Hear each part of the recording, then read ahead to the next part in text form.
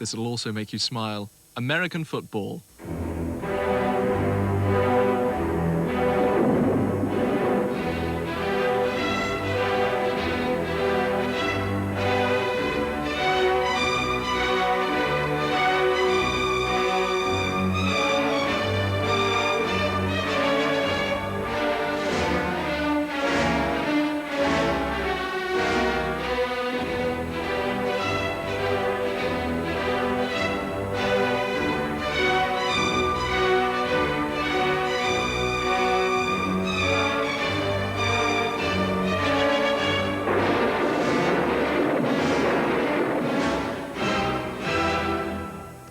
Hello again, everyone. I'm Frank Gifford, and welcome to New York City for the first pair of divisional playoff games.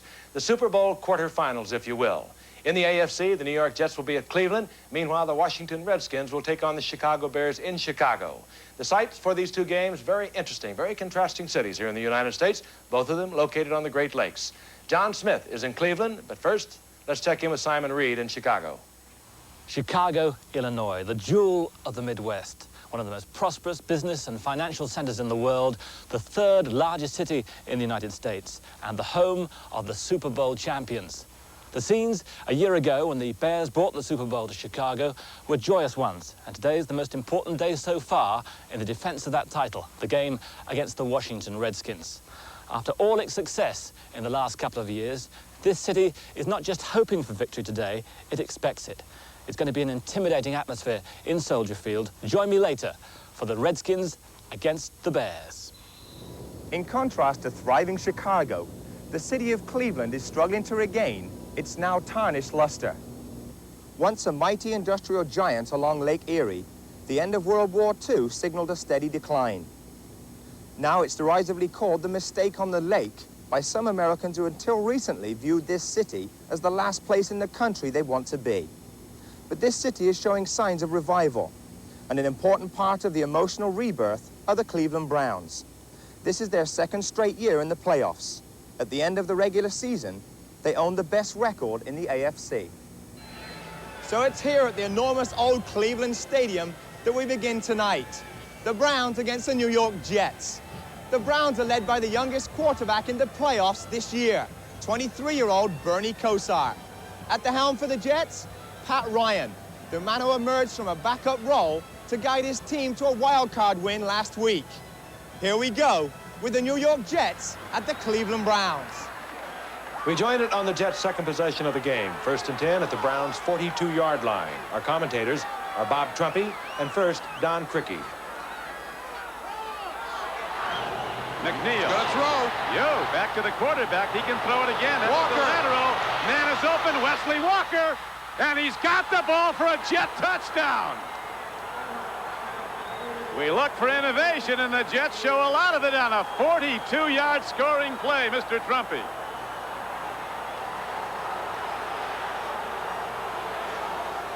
They're pulling them out of the last page of the playbook here. The Jets are not going to take any chances whatsoever.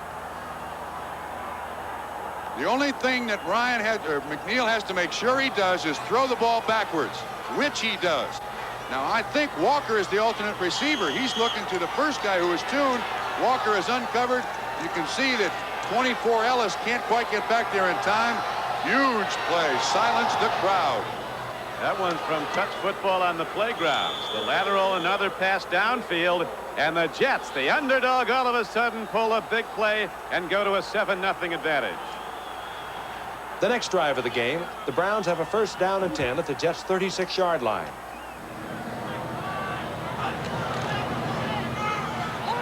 Kosar looking deep at Slaughter. Downfield, Fontenot's open.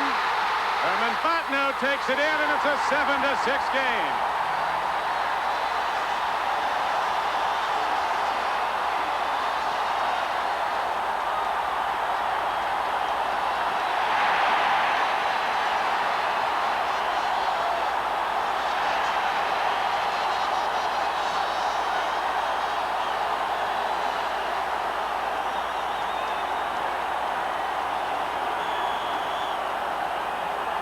Again, the beauty of Bernie Kosar, he hits the outlet receiver.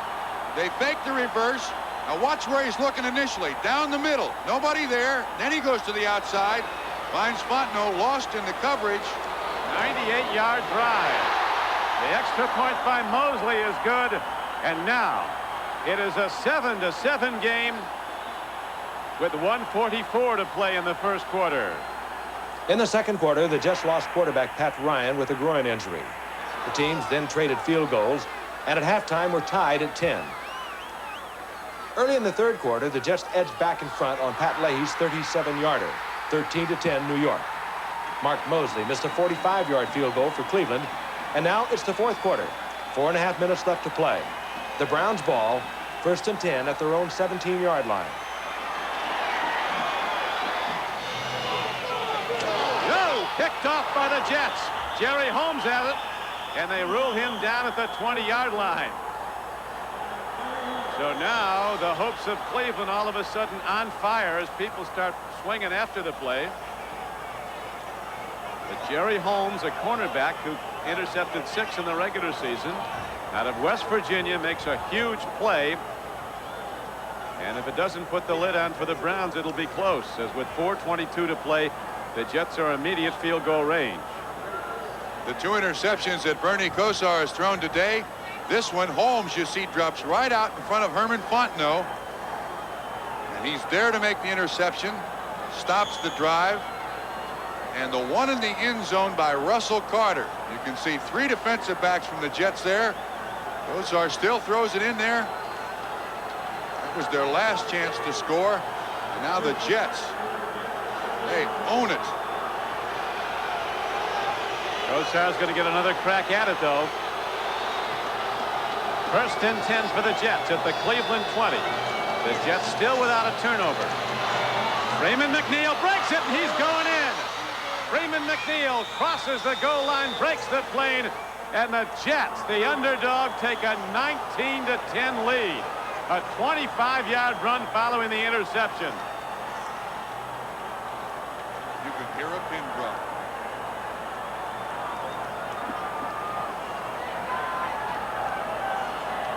This is just sheer athletic ability of Freeman McNeil. You see, he's got Guy Bingham out in front of him. Bingham does the job. And with that good footing, McNeil makes one move into the end zone. 80,000 here at Cleveland Stadium, stunned as the Jets look to put up a 20th point.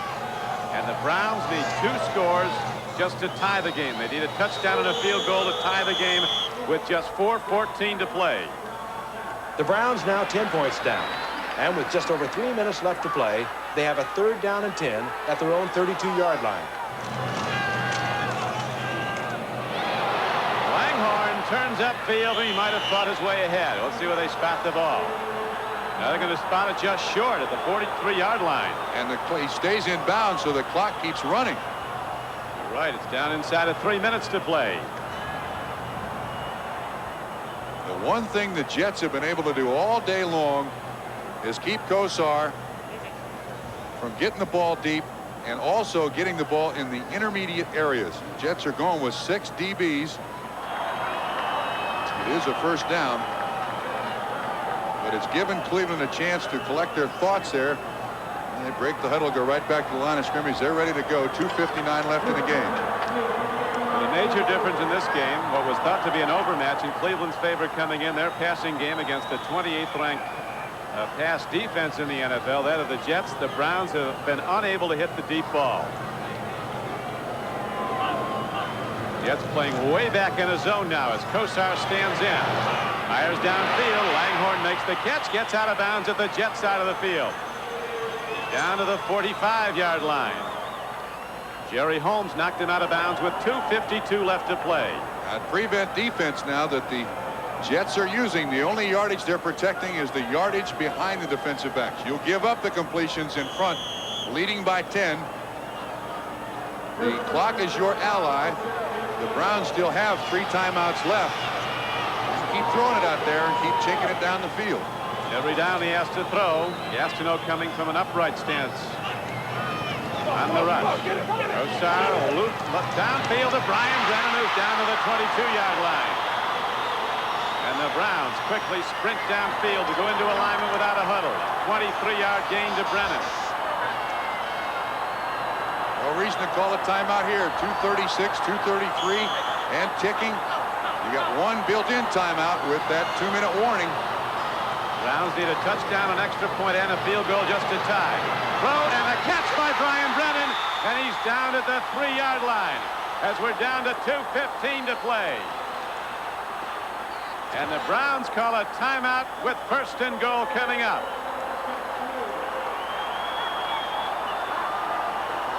Now you see what Bud Carson has done, and the Jets, they've gone to the prevent mode. That is, give them the yardage in front, play back, and don't let them get a deep play on you. Well, what happens when you have just 3 men rushing, and you can see them all there? If the quarterback has time, the receivers will find a dead spot. Kosar that time put it right on the money to Brennan. Cleveland's only touchdown drive of this game, you may recall, was in the 1st quarter when they went from their 2-yard line. They went 98 yards. Patno was on the up end, a 27-yard pass play from Kosar. But the Browns have not scored in the 2nd half. Down 20-10, but they could put up 7 shortly. They got to get it in the end zone on this play or the next one, and they got to throw it, Don. 2:14 to go. 20-10 Jets.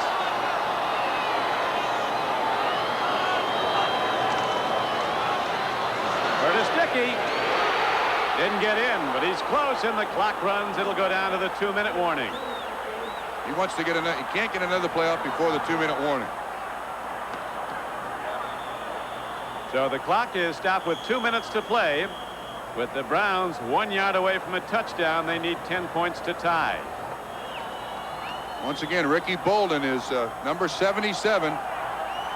Near side, he's an ineligible number playing an eligible spot. Kevin Mack might be slanting to the right side, the left side of the Jet defense. Kevin Mack is in standing up. Lead blocker was Everett, and now it is a 20-16 game. 1:57 to play. The extra point coming up. And now those 2 missed field goals by Mark Mosley really large. Good job here by the offensive line. Excellent lead block by Everett on Kyle Clifton, and Kevin Mack goes in for the score. One thing about the Browns, they were known a few years ago as the Cardiac Kids. Nobody's left today. Mosley hits the extra point, and that was a very big one. Browns, if they can get the ball back and get in field goal range, could send it to overtime, but that's a long way off.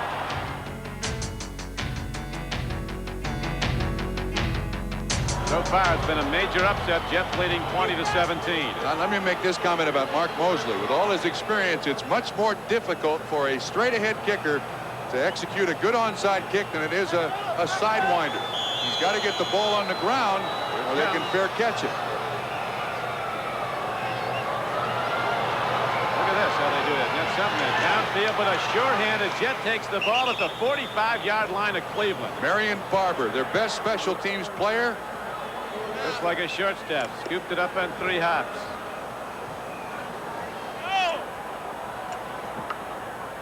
So the gamble did not come close to a victory for the Cleveland Browns. Everybody loves a gambler till he loses.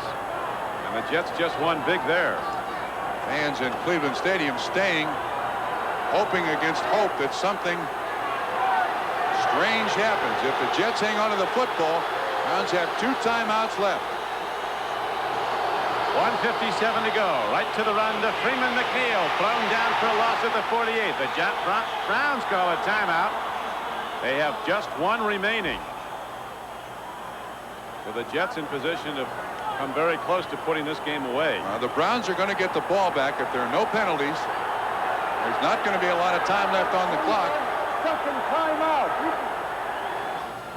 McNeil got poked in the eye, so Tony Page is in the ball game, along with 3 tight ends.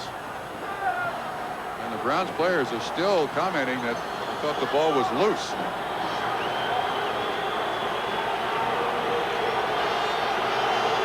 Second down and 13 comes up. Browns teed up and ready to come now. They've got to get the ball back. Straight ahead carry. And the Browns run in and call their final timeout. They're out of timeouts with 1:48 to play. Third down comes up now for the Jets, and they need 10. Been a tough day for third downs. The Jets have tried 14 third down conversions. And converted 2. And so, third down comes up now for the Jets. Ball at the 45-yard line of Cleveland. 1:48 to play.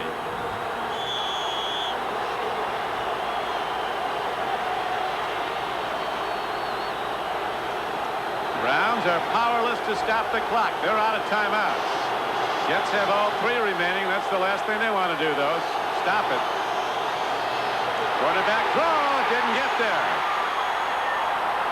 Line is down to the 48-yard line. And that stopped the clock at least momentarily. The Jets made a mistake there. Any sack in the last 2 minutes of a half or the game and the clock stops until they reset the ball. If they'd have run the ball, they'd have run more time off the clock. Now it's reset. 1:40 and ticking. They'll take 30 seconds.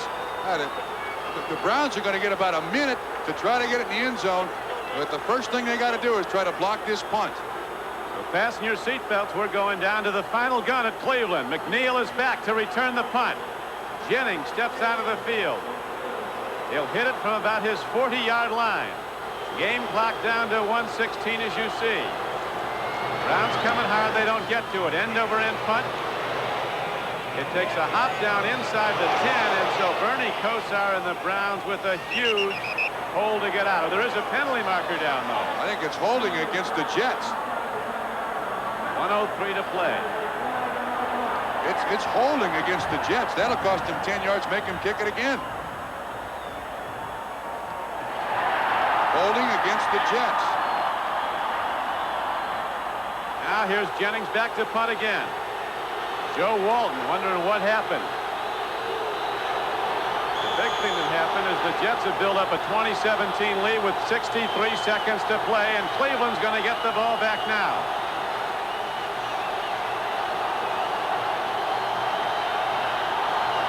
They're setting up a return, Don. And this is a guy that's already brought one back the distance this year. McNeil from his 22. He's out to the 32-yard line.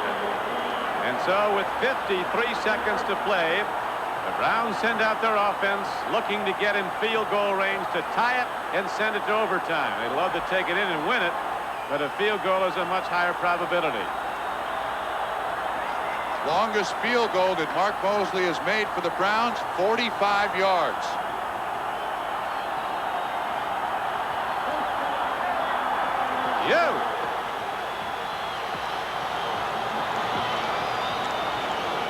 Kosar's been intercepted twice. The Jets have not turned over the ball in this game. Long ball, Brian Brennan. Tipped away, penalty marker at the 42-yard line. And the clock is stopped on the flag with 47 seconds to play.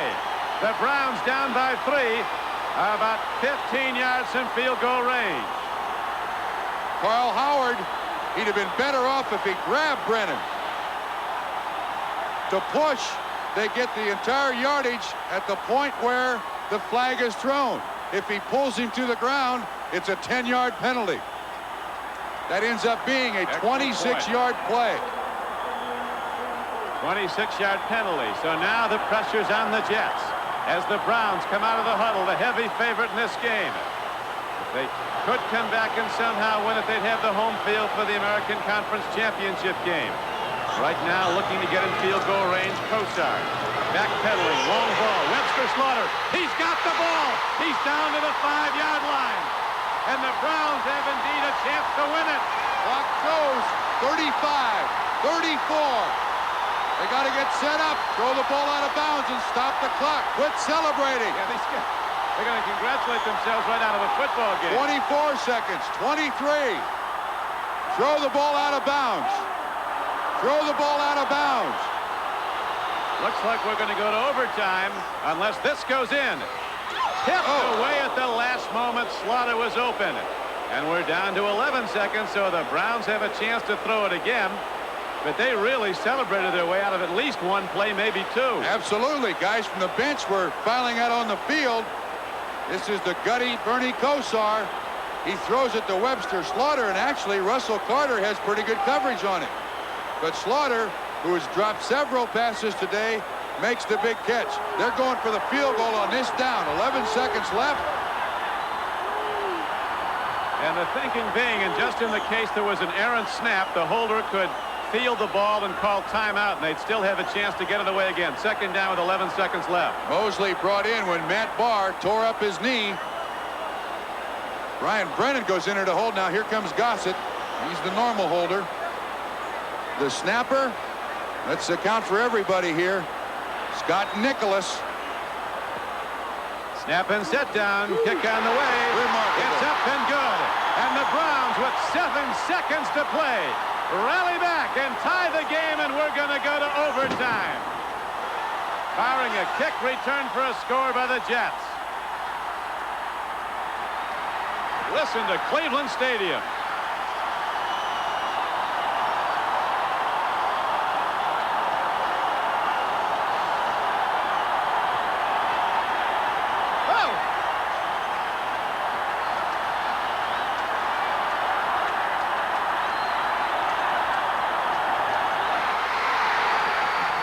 Into overtime with as many 15-minute periods as are necessary for the first team to score. The Jets had the ball first and punted, and now it's the Browns' ball. 3rd and 1 at their own 45-yard line. 80,000 filled this cavernous stadium. They're standing now as the Browns look to put up an overtime drive that would give them victory. Throw and a catch. And Kevin Mack, who's been having trouble dropping the ball in the second half, goes below his knees to make a first down reception, and the Browns cross midfield.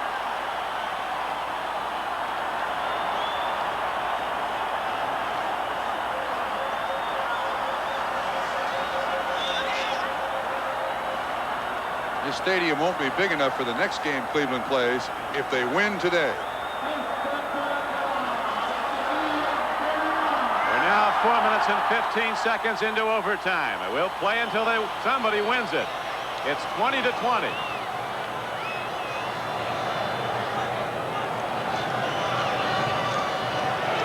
Outside of Mack. Linebackers back deep in zone coverage. It's wide open underneath, and the Browns hit for 10 more. The Browns, Don, have played 2 overtime games in 1986. They were in back-to-back weeks. They beat Pittsburgh here in Cleveland, 37-31. Beat Houston in Houston, 13-10. Taking the outlet receiver. Being very, very conservative and very protective of that football, hoping to give Mosley a chance.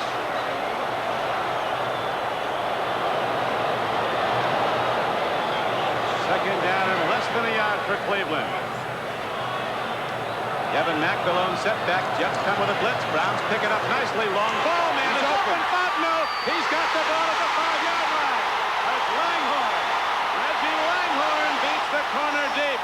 A 35-yard gainer.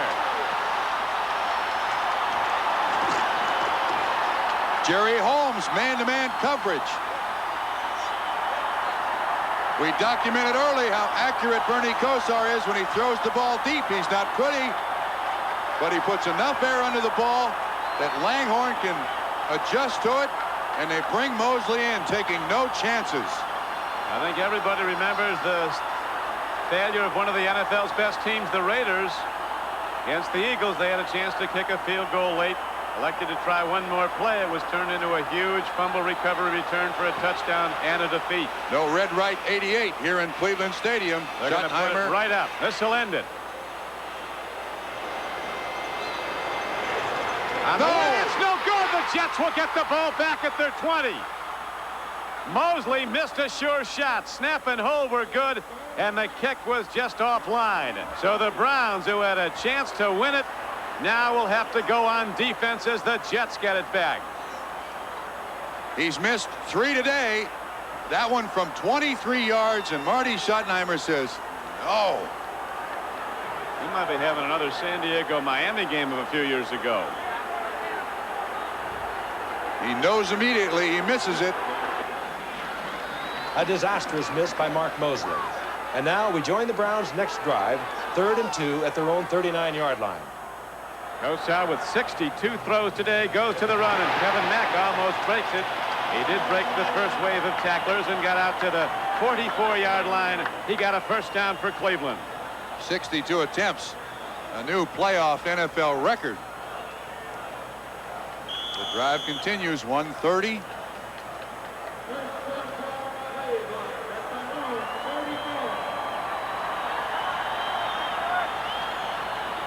We're in an area where I've never been. I got a question for you.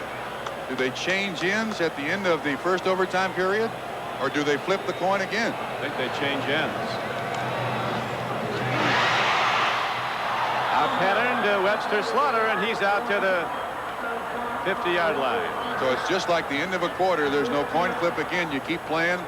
It's like it's another football game. Yeah, they only flip once. It's a never-ending game until that score goes up. They just keep playing quarter after quarter if need be. No game has gone longer. The Chiefs and the Dolphins went almost 2 overtime quarters in 71.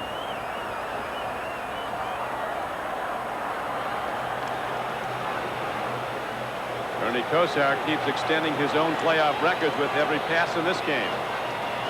Now it's an NFL record he has, and here is Kevin Mack breaking down to the 42-yard line. The interesting with the misses by Mosley today, Trump, if they get down close again, they might keep punching in and try to score, a la the Colts and the Giants in 58. Well, Mark Mosley's stretching on the sideline as best he can. Rich Miano makes the tackle on this play. The Jets staying with the 6 defensive back set, and they pop Kevin Mack through the line of scrimmage. He appears to be absolutely exhausted. He has that bad shoulder, has played through the injury, and now it's Herman Fontenot in the backfield. 24 seconds, 23 seconds left in the first overtime period. We're almost 15 minutes through overtime. Intercepted by the Jets. That's an interception, a free. Now they're ruling it an incomplete ball. He had his hands on it, then it was knocked away. Lester Lyles had it at the 28-yard line. Lost it on the way down. They ruled he did not have possession. And if he did have possession, it would have been Cleveland's ball inside the 30 because they recovered what would have been a fumble. That second foot has to be down. Well, that's a tough call. That is really a tough call. Goes back to the 43-yard line of the Jets. They think it's an incompletion. Upstairs, they also ruled incomplete. Now it's second down and 10 for Cleveland. 20-20. 11 seconds to play in the first 15-minute overtime period.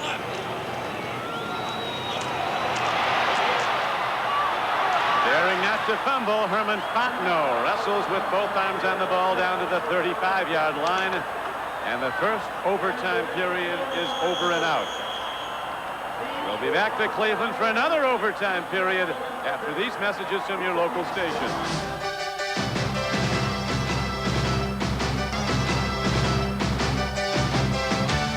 It is 20-20. The Browns railing late in the game, scoring on a 1-yard run by Kevin Mack to culminate a 9-play drive, and then by a field goal by Mosley to tie the game with 7 seconds left. Kevin Mack breaks into open field, and he's down to the 20-yard line. And again, the Browns are in field goal range, but that has not meant points on 3 occasions earlier when Mosley's missed field goals. 15-yard pickup by Kevin Mack on a 3rd down and 3. This is a nice draw trap up the middle by Cleveland. You got to think that at this point in a football game, the Jets are more tired than the Browns because the Jets played last week. The Browns had the week off.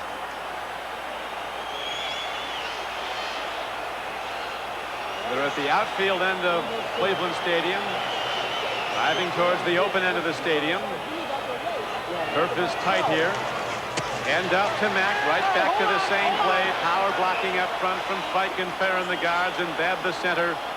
And again, straight ahead field goal range as they're keeping the ball right at the uprights, but the Browns are not going to risk another field goal try from this far out, at least, as they're going to keep driving the ball. A lot of teams would go right to the field goal here, not risk a turnover. It would be a 33-yard attempt here. Mosley's already missed from 23. Cleveland's gained the majority of the yards in this overtime period. 10th play of the drive coming up. Kosar, the second-year quarterback, with 2 wideouts left and 1 to the right. Mack the setback. Mack gets the ball. Again, he breaks the wave of tacklers, breaks it down to the 9-yard line, and still no field goal unit out for Cleveland. Apparently, Schottenheimer's not going to risk it. He thinks it's safer to pound the ball. Here he comes. And you realize, too, that the last time the Browns were in this position in 1981, their kicker was Don Cockcroft, a straight-ahead kicker. Although it was against the wind, today the wind is no factor whatsoever. And the Jets trying to ice Mark Mosley, the oldest kicker in the NFL. They take a timeout, let him think about those misses he's had today. Scott Nicholas is the snapper. Jeff Gossett is the holder. Those uprights are 12 yards wide. They got it right now. Look like the distance between 2 fingers to Mark Mosley. Snap and set down, and the game is history. Cleveland wins it.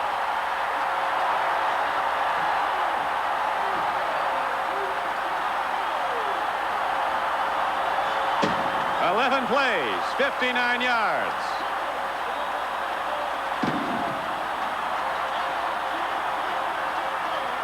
And a celebration begins in Cleveland over one of the great victories in the storied history of the Browns. 23-20 in a second overtime period, the second longest game in NFL history.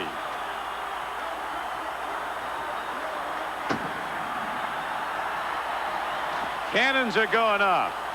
There's Art Modell and his wife Pat. Took a long time for that hug, didn't it? Trumpy, I'm ready to hug you at the end of this one. Here's Mosley. Last time he missed, he knew immediately. This time he made it, and he knew immediately. This is Mark Mosley, kicker for the Cleveland Browns. Mark, from one kicker to another, you came through when the pressure was on, huh? Yeah, I didn't have to get a snowplow out there today and move the snow like you did I? You didn't, but what was going through your mind with that last field goal? You'd missed 2 already in the game. Well, it was, as you know, you've been there before, you mark everything out and you go back and you get ready for the next one. And I had already made my mind up to that somehow or another they were going to give me another shot at it. And they did. And it just took a while for them to get down there. But once they did, we got it down there and we did it. Was the snap and hold okay on those others? Yeah, everything was fine. The only problem I had with it was for some reason I got off balance with it. And I was falling away from the ball when I hit it. And I just barely caught a little piece of the ball on my shoe. And I knew it immediately because I didn't even have to look up. I just felt it. This is a new team for you. Were the players egging you on and giving you confidence when you were waiting to go in? Definitely. These are a great group of guys, and that's what's making this team what it is, I think, is that everybody believes in one another. And to the man, every one of them came over and had a smile on their face and said, hey, we're going to get it back. Don't worry about it. We'll get it next time. And that's kind of what I have to do, and I always have done that, and I don't dwell on the last one. You know, once the milk's been spilled, you can't get it back and drink it. It's gone, so you got to go on to the next one. So victory for the Cleveland Browns. It took a long time, but they do get an opportunity to play for the AFC Championship game. It'll be next week. It will be in Cleveland, and they will play against the winner of the Denver Bronco and the New England Patriot game. A remarkable achievement by young Bernie Kosar, only 2 years removed from the campus of the University of Miami. He's 21 years old. It's amazing. 64 attempts, 33 completions, 489 yards. That is a truly remarkable set of numbers. Meanwhile, if he was the star of the first game, well, we have 2 young quarterbacks who will vie in the second game. Doug Flutie of the Chicago Bears. He will be going up against Jay Schrader of the Washington Redskins. Simon Reed once again. The weather here on Soldier Field is 36 degrees. There's a heady atmosphere. The Bears are the favourites by some 7 points, but there's good news from the injury-hit Redskins. Their guard, Russ Grimm, will play despite an injured rib. And left tackle Joe Jacoby will play too, although he has a broken bone on his right hand, which will be protected, amongst other things, by a boxing glove. But the name on everyone's lips is that of the Bears quarterback, Doug Flutie, playing in only his second game as a starter. Whichever way it goes, it'll be a day he'll never forget. Let's go then with the Redskins against the Bears. Chicago failed in his first scoring opportunity when Kevin Butler missed a 49-yard field goal. As we join our commentators, Dick Stockton and Dan Deerdorf, the Redskins had the ball at the Bears' 28-yard line. It's second down and 10. Kelvin Bryant replaces Rodgers. Bears are showing a blitz. And Schrader has to get rid of it, and he does, and it's caught by Art Monk for a touchdown. A 28-yard touchdown pass. And if they were concerned about Jay Schrader's ability to recognize the blitz, he passed the first test, and with flying colors, and the Redskins lead 6-0. Live by the blitz, die by the blitz. Only it takes skill to do it. And I'm sure Mike Ditka can hardly believe what he's just seen. They came up the middle. McMichael was free. Schrader was up to the task. Art Monk makes it 6-0. And now Jess Atkinson, who replaced Mark Mosley and Max Zendejas, kicks the extra point, and the Redskins lead it 7-0. And Art Monk, who has been a consistent, brilliant receiver, catches this big one. Here's Gary Fencing. Here's Mike Singletary. They're both going to come up the middle. McMichael's going to be free, but Schrader gets rid of the football so quickly. And it is so hard to make a quality throw like this falling backwards. McMichael's in your face, and he's got the arm strength to get it like that to Art Monk. Boy, there just aren't many people that can make that play. Jay Schrader just did. 2:15 remaining in the first quarter. And so far, a shocker. End of the second quarter, Chicago's ball. 1st and 10 at their own 49-yard line. Neil Anderson in motion, the rookie from Florida. 1st and 10 at the 49. They're going for goal. And he'll be off. Touchdown, Bears.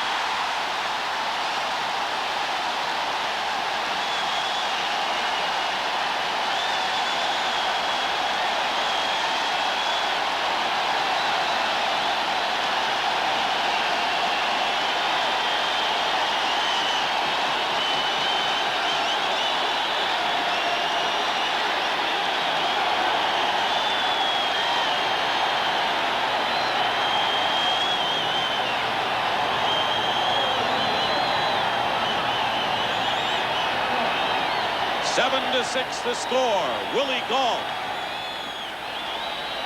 with the catch and score from Doug Flutie, and Kevin Butler with Steve Fuller holding will attempt to tie up the game. And it's 7-all. It starts at the line of scrimmage. Dexter Manley upfield. Jim Covert puts him on the ground. Flutie has time to look downfield. Now let's go to Darrell Green and Willie Gault. Now Darrell Green giving Gault the inside. Gets fooled badly, and even when he tries to grab Gault, he can't make the play. Curtis Jordan, too late to get there. Speed. It's good for a touchdown. Well, we expected the ground game to dominate, but so far, Gault and Monk have caught touchdown passes in a 7-7 game. Kevin Butler kicked a 23-yard field goal, then this 41-yard field goal to give the Bears a 13-7 halftime lead. And now it's the third quarter. The Bears at their own 23-yard line, first down and 10. First and 10 on the 23. Flutie to put it up. Loads of time, and it's intercepted by Darrell Green, and Green is up and running. Green to the 25, and finally stopped at the 26-yard line, and the tackle is by Mark Bortz. So Flutie's second interception of the day gives the Redskins a great chance here to move closer. The difference between Doug Flutie and a veteran quarterback is that when a veteran is in trouble, he'll get rid of the football short. He's going to go long to Willie Gault in the middle of the screen. But a football takes so long to go that far. Darrell Green has all the time in the world to react to it, makes a fine play. But Doug Flutie has to fight that urge to always go downfield with the football. Dump it off to your back. Dump it to your tight end who's your safety valve. Don't force the football. And now the Redskins. You talked about good field position. This is the best 26-yard line of the Bears. First and 10. Bears lead 13-7. Kelvin Bryant.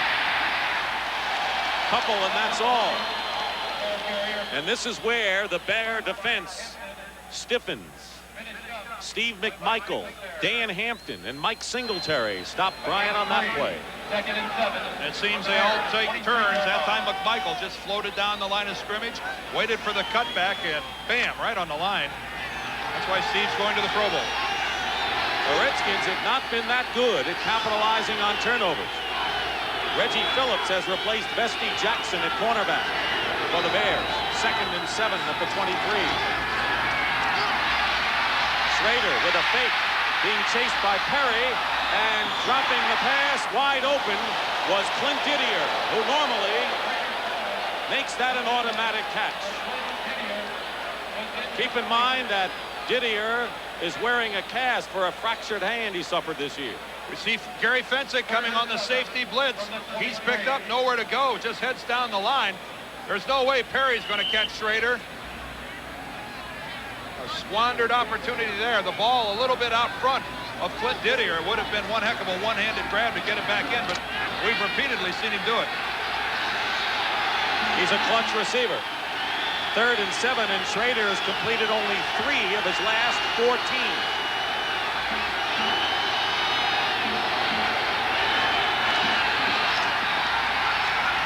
Schrader on the run, wide open, Art Monk.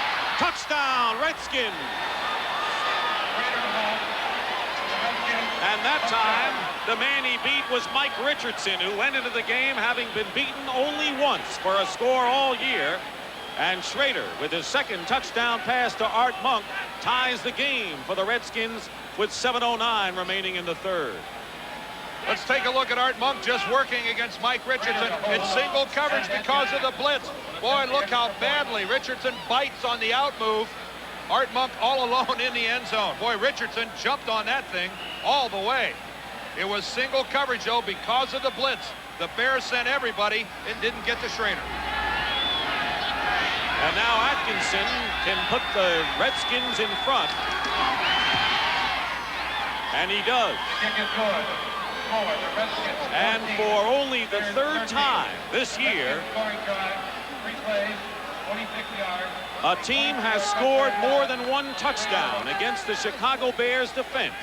The Cleveland Browns in the opening game of the year, the Minnesota Vikings, when they trounced the Bears 23-7, were the 2nd team, and now the Redskins, only the 3rd team to get more than 1 score against the Bear defense in a game.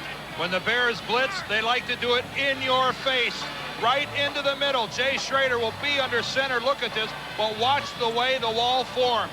Schrader's going to get to the outside and make the play after Monk on the good move to Richardson. Newerson into the gap. Wilbur Marshall into the gap. In Schrader's face, and look how they're blocked. Credit the Redskin offensive line, credit Schrader's athletic ability, and credit Art Monk with a fabulous sell to the outside. Up and go. Textbook by the Redskins. And Dan, it was set up by the costly turnover, the interception by Darrell Green, and the Redskins capitalized and lead it 14-3, and Schrader had his chance, as you were thinking he wanted. 2 touchdowns against 2 all-out blitzes by the Chicago Bears. Remember, he beat the blitz in the 1st quarter for a touchdown. 14-13, that's the score. Let me get it right. 14-13 now in favor of the Redskins, and their first lead since they took a 7-0 advantage early on. And you and I both, with raised eyebrows, looked at Jay Schrader yesterday when he said, "I hope they blitz." Now I know why he said that. Steve Cox will be kicking to Gentry on the left and Sanders on the right.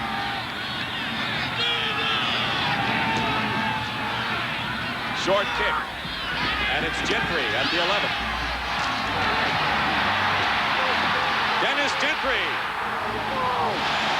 returns it into Washington territory to the 43. Keith Griffin on the stop, and it was Gentry who returned the opening kickoff of this game. 61 yards. This one he returned 48 yards. If there was one thing you could count on year in and year out, it would be that the Redskins had the best special teams in the league. For the 2nd time, Gentry, through a gaping hole, has clear sailing into Redskin territory. Joe Gibbs can hardly believe his eyes, and I would assume the first thing he's going to do, look for Wayne Sevier, special teams coach.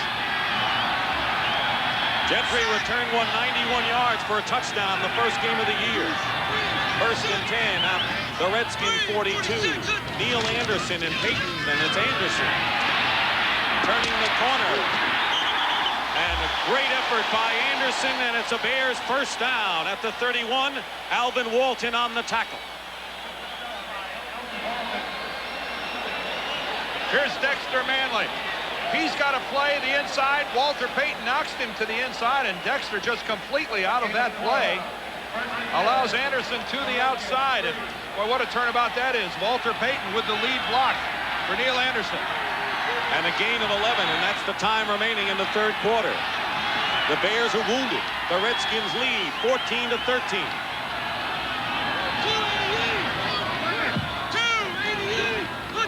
First and 10 at the 30, and they go to Anderson again. Oh, Thomas, Calvin Thomas breaks a tackle and gets another first down for Chicago inside the 20.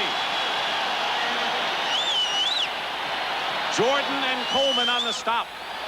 And Thomas picks up 14 after Anderson got 11.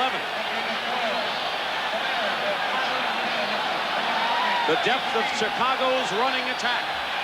It's going to be a double team between Covert and Bortz. They're going to make Manley disappear. Calvin Thomas will break off that double team. Dexter's buried, and Calvin Thomas at 238 pounds breaks a couple tackles. First and 10 Bears on the Redskin 18. 5:25 remaining in the third. And they go again to Payton, and it's fumbled, and the Redskins may have gotten it.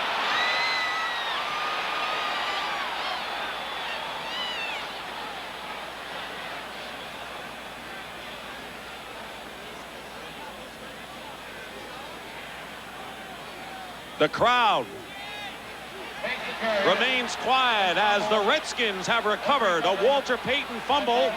Payton had fumbled only 6 times this year, but he coughs it up as the Bears were on a scoring march. And with 5:15 to go in the third quarter, the Redskins and Alvin Walton have the ball. Going to be Darrell Grant, number 77, coming from the inside. He puts a hat right on the football. And Walter Payton clearly drops it, as he has done repeatedly here in the late stages of the 1986 football season. First and 10 Redskins on their 17. They got the ball back and the lead 14-13.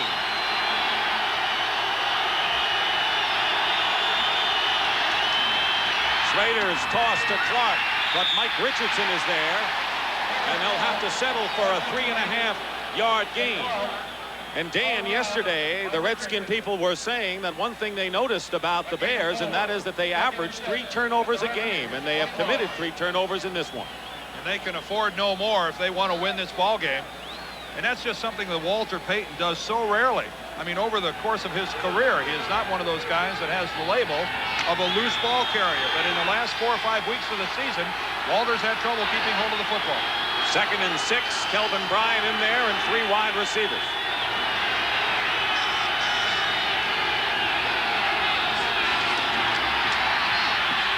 Schrader finds Art Monk, first down, and Art Monk stays in the field and picks up more yardage to the 39-yard line, where Duerson makes the stop. And what a game for Art Monk today, and that was an 18-yard pickup.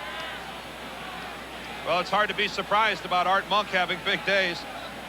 He does them with such regularity. And the thing about Art Monk is his ability to run after he catches the football. He's a lot like Al Toon in being a very big receiver. He's a big, tall fella who's got some girth. And once he gets the ball, he's tough to bring down. You know, he's just kind of that cross between tight end and wide receiver. Bestie Jackson has leg cramps. He could return. He's not in there now. Reggie Phillips has been at right cornerback.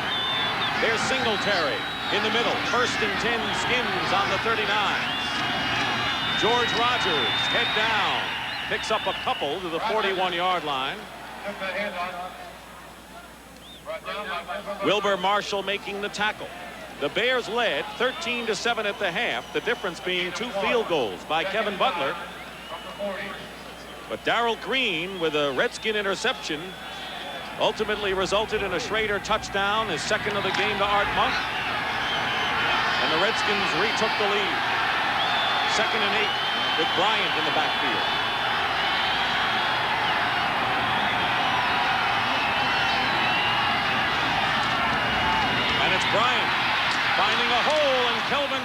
is close to first down yardage at the 49.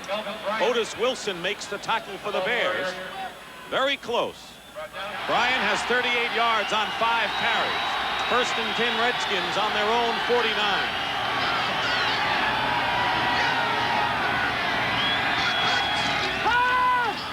Schrader with a quick pass, and it's caught by Art Monk. Close to another first down. He's shy there, and the play made by Reggie Phillips and Dave Duerson for the Bears. Monk has caught 5 passes today for 81 yards, and that's as many as he caught against the Rams in the wild card tilt. Well, Jay Schrader at 164 yards, only had 90 last week. So a more aggressive passing game this week by the Redskins. That's for one reason only. It's easier to run on the Rams than it is on the Bears. 1:50 on the clock, third quarter. Rodgers in there. He gets the call. Big hole up the middle. And George Rodgers has a first down to the 33-yard line. And all of a sudden, this crowd at Soldier Field is stunned by the way the Washington Redskins have kept their poise amidst a 6-point deficit and come back to take the lead and driving now in the third quarter. And offensively, I'd imagine those guys standing in the huddle feel a little pressure because it's really difficult to imagine their defense playing any better. It's Washington's offense's turn to make something happen. They did it by beating the blitz. Now a good solid drive. First and 10 on the 33. Rodgers to the 29. And it's McMichael on the tackle. Keep in mind that if the Redskins ever can get the kind of lead that Joe Gibbs feels comfortable, you know he'll just keep the ball on the ground and use the clock as much as possible in the final quarter. Reminiscent. It's a game plan that the Redskins have used ever since Joe Gibbs has been head coach. Just new faces. Instead of Theismann, it's Schrader. Instead of Riggins, it's Rodgers. Second and 6 at the Bear 29. Didier goes way outside. Penalty marker down. Pass is incomplete. Monk was the intended receiver, and a penalty will be called against Washington. Illegal motion, number 38, offense, 2 men moving. Penalty is declined, third down. It'll be third down as the Bears decline the penalty. Third down and 6. Mike Ditka awfully anxious on the Bears sideline, and more animated now is Joe Gibbs. And I think louder will be the crowd. Third and 6 at the 29, and the Redskins are already in field goal range, although they have an inexperienced field goal kicker.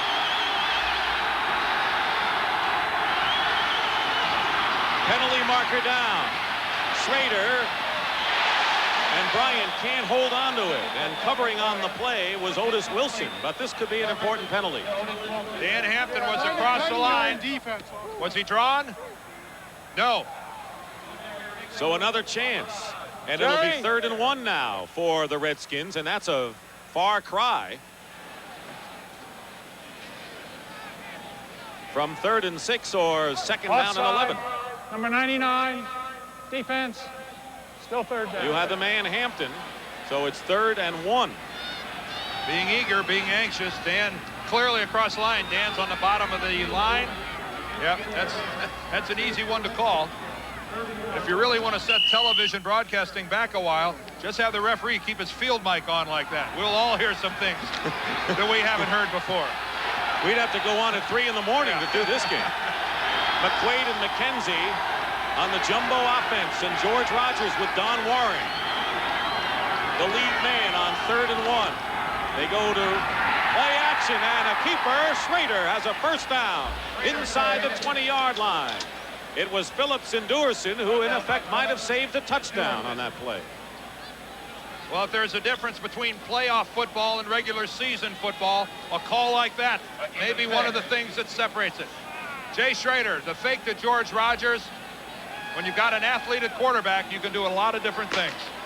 And that is the end of the third quarter here at Soldier Field, where it's quiet all over Chicago because the defending Super Bowl champions are trailing.